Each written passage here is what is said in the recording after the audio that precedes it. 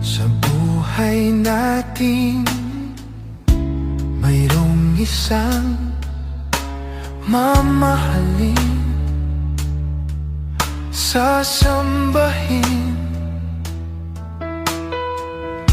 Sa buhay natin mayroong isang bukod tanging sa lahat, at ibigin ng tapat. Ngunit sa di inaasahang pagkakataon,